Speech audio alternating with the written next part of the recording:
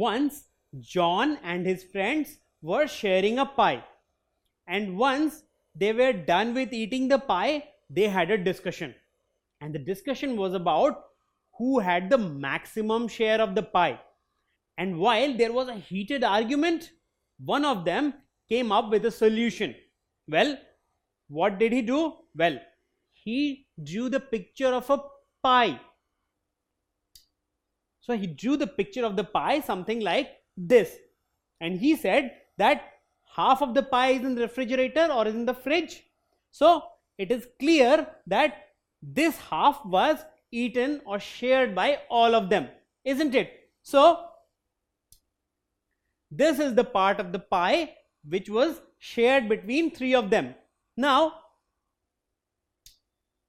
he drew the picture, that is the portion of the pie eaten by each of them. Now once he drew this, it was very clear that this is the largest portion among the three, isn't it? So definitely Lily had the largest share among the three. So this is another way of representing data, isn't it? Basically what he did was he actually represented the data visually. So it was very clear by seeing this that who had the largest share. So this is also another way of data representation.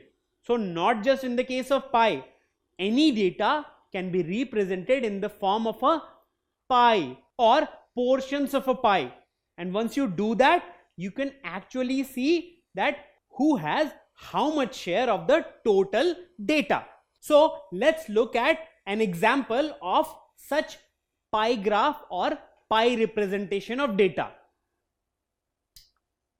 There was an inter-house competition in the school in which three of the houses participated: blue house, red house and green house. Now John was tasked with calculating that of the total goals scored, which house had what share.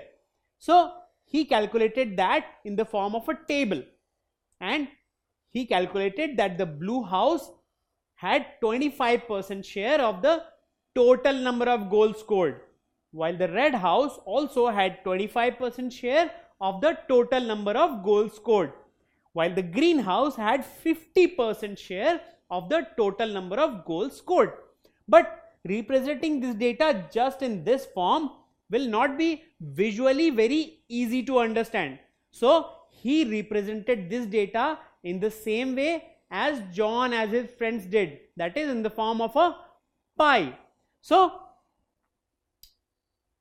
what he did was he drew a circle. This is a complete circle, and this is very similar to that pie, isn't it? Now this complete circle represents the total, that is 100%, that is total number of goals, and usually this is represented in the form of percentage, because when we talk about something in percentage, it is always a portion of the 100%, that is total. The total is always 100%. So this represents the 100% of the goals or the total number of goals. Now blue house scored 25% of the goals. So of this circle, what will be 25%? It will be 1/4, isn't it? 25% or 1/4 are the same. So when we talk about this, and when we are representing 25% on this circle, then it will be 1/4 of this circle. So what he did was he marked 1/4 of this circle in blue color, representing the blue house. Now again, the red house also scored 25% of the total number of goals, that is 1/4 of the total number of goals. So he marked another 1/4 portion of this pie or of this circle, and he colored it red because it represents the red house. Now what about the greenhouse? Well, greenhouse scored 50% of the total number of goals. 50% is nothing but half of the total number of goals. So half of the circle or half of the pie was colored green. Now just by looking at this data, if I do not give you the actual percentages of 25, 25 and 50, can you identify who has the maximum share of goals and who has the minimum share of goals? Well, you can definitely identify who has the maximum share of goals and in fact who has how much share of the total number of goals, because you have this entire pie divided into 3 parts and visually you can clearly identify that this is the largest portion of the pie, isn't it? And this is green in color. So definitely greenhouse has the largest share among the 3. Now another important part which you need to see is that this portion is 50%, this is 25 and this is 25. If you add the 3 of them, so 50 plus 25 is 75 and plus 25 is 100. So whenever data is represented in the form of a pie, then you will see that when you will add this data, always you will get 100%, because pie graph or a pie chart always represents 100% of the data. It shows share of each component out of the 100%, that is total. So whenever you will add the percentages in a pie graph, you will always get 100%. Now you know that how a pie chart or a pie graph looks and how you can interpret it. So can you say which team scored the most goals? Well, looking at this, it is very simple. This portion is the largest, isn't it? So this team had the largest share of goals. So definitely which team scored the most goals? It is the greenhouse. Now let's have a look at another example. Now this is the result of class monitor selection vote which was carried out in a class. Now 3 of the students stood for this election. So it was Sam, Lily and Will. Now once the vote was done, the teacher counted the votes and represented the data in the form of a pie chart. Now the teacher did not mention who got how many votes. In fact, she asked the students to identify who got the maximum number of votes and who will be the class monitor. Now since there is no data, that is actual numerical data mentioned here, can you identify who got the maximum number of votes or who got the maximum share of total number of votes? Well, you definitely can. You don't need the actual numbers.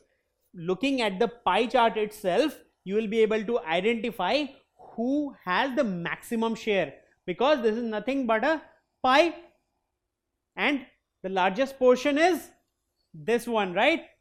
This is the largest portion of it, which is blue in color, and blue is for Sam, isn't it? So definitely Sam got the maximum number of votes.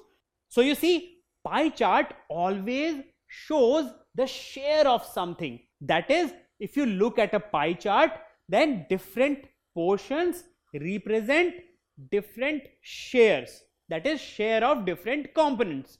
So from this pie chart, you were able to identify that Sam got the maximum number of votes even when you did not have the actual number in front of you. That's the real value of pie chart. So now that you know how to interpret a pie chart, can you answer which of these has the least share in the budget? Now what is this budget about? Well, John's father made a budget, and in that budget a particular amount was assigned for all these different things, that is for magazines, for internet, for cable TV and for newspaper. And what did he do? Well, he said that 49% of the amount will go for cable TV, 19% was assigned to newspaper, 15% for magazines and 17% for internet. And he made a pie chart of it. Now can you tell me which of these has the least share in the budget? What do you think? Can you identify looking at a pie chart? Well, it's very easy. If you see in this pie chart, this is the largest portion and this is the smallest portion. So definitely this has the least share in the budget. So magazines have the least share in the budget. So just looking at the pie chart without actually calculating or comparing the numbers, you were able to identify which one has the least share in the budget, because pie chart will always show you share of different components out of total amount. So what is a pie chart? Well, a pie chart uses pie slices to show the percentage share of different components in total amount of data. So this is the real value of pie chart. What it does is that it uses pie slices to show the percentage share of different components. So it will always show you the percentage share of different components, and from that you can easily identify which has the lowest share and so on. So pie chart is an excellent way of representing data when you want to show share of something. So pie chart shows the share of each component and it is represented in terms of percentage. So by showing portions of a pie, you represent the data in terms of percentage, and from that you can compare which component has how much share out of the total data. Don't forget to subscribe to our channel. You can also register for free at deltastep.com to get all learning resources as per ICSE, CBSE, IB, Cambridge or any other curriculum. Over 5,000 amazing lectures across maths, science, English and social science. Our unique interactive video technology keeps you engaged, and our iDictionary feature allows you to quickly revise any concept. Master each topic at your own pace with our adaptive practice technology and 1 million plus questions. Get instant answers and detailed solutions. Be exam ready by taking unlimited mock tests, performance analysis along with actionable feedback, personal tutors to resolve your slightest of doubts. That's not all. You also get amazing prizes like PlayStations, iPads, watches, and many more, along with certificates through our Earn As You Learn program. So at deltastep.com, learning is not just fun and easy, it's rewarding too. So register for free now.